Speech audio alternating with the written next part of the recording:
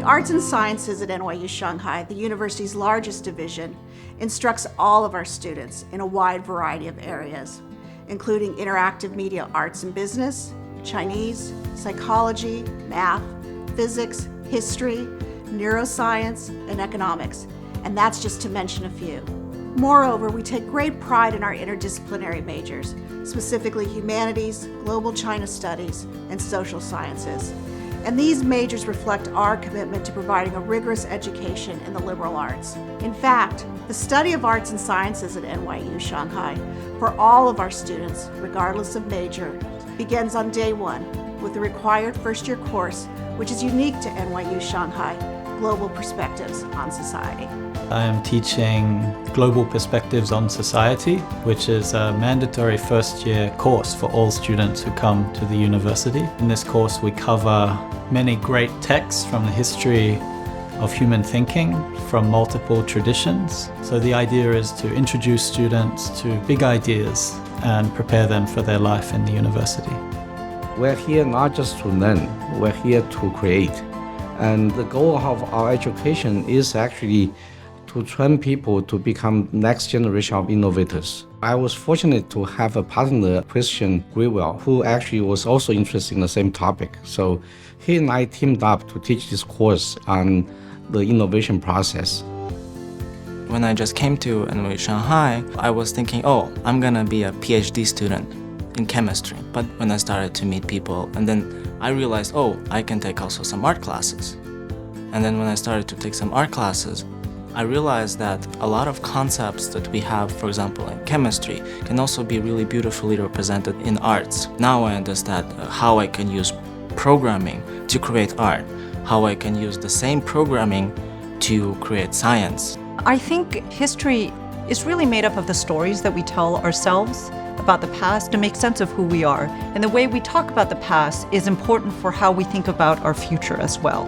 So I think that there's a lot of power to being able to say this is how things have happened in the past, because we're also trying to chart a path for ourselves into the future. Right now, there's many groups and even many computing companies in the world that are trying to build a quantum computer, but it's really still very early stages. In our lab, we're trying a new type of technology, which nobody else in the world is trying at the moment. It's based on cold atoms. You cool down atoms to very low temperatures, and we have a very unique idea for doing this, and we think it's great because it allows for things like error correction, and you have very high coherence in these systems.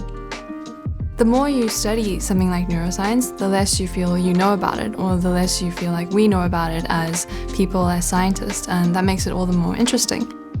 We are involved in the BRAIN initiative. Solve the question of how the brain works is regarded as the holy grail of the 21st century. With the government starting the BRAIN initiative and all the research money pouring in this field, I think it's a golden age for students to study neuroscience to help address this important question. I'm teaching a class called Cultivated City, and the course is looking at the question of how the concept of urban nature can be utilized to think about the problems of the 21st century city.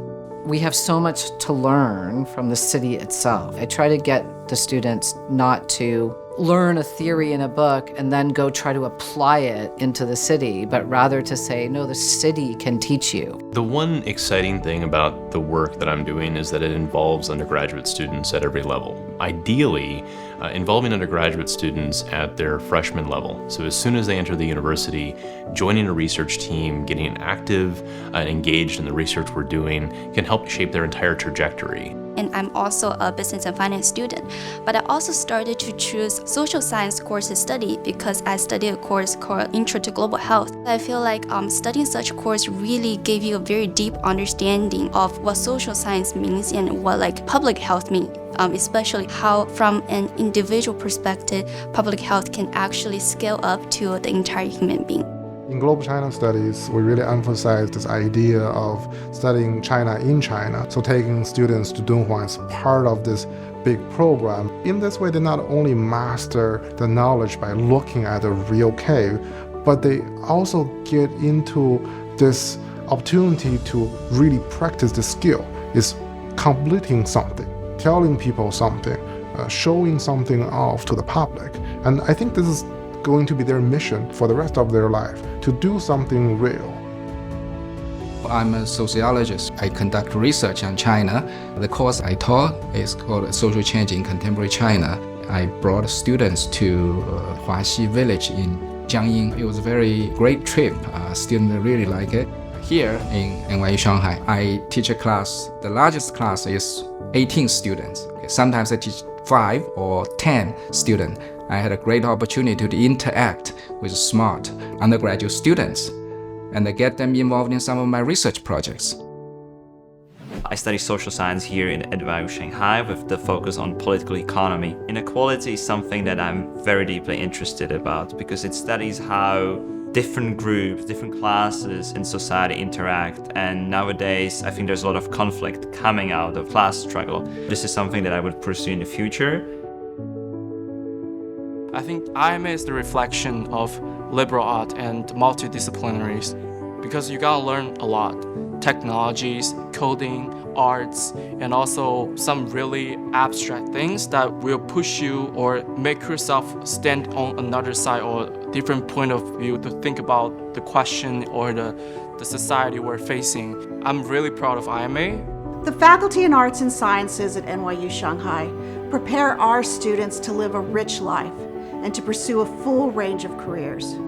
Whether you look to a career in business, medicine, the law, or the arts, or instead you choose to go on to earn a graduate degree, the knowledge that you have earned, both from our core curriculum and from your major program, provides you with the skills and the support you'll need to fulfill your goals and your ambitions. We look forward to seeing you at NYU Shanghai.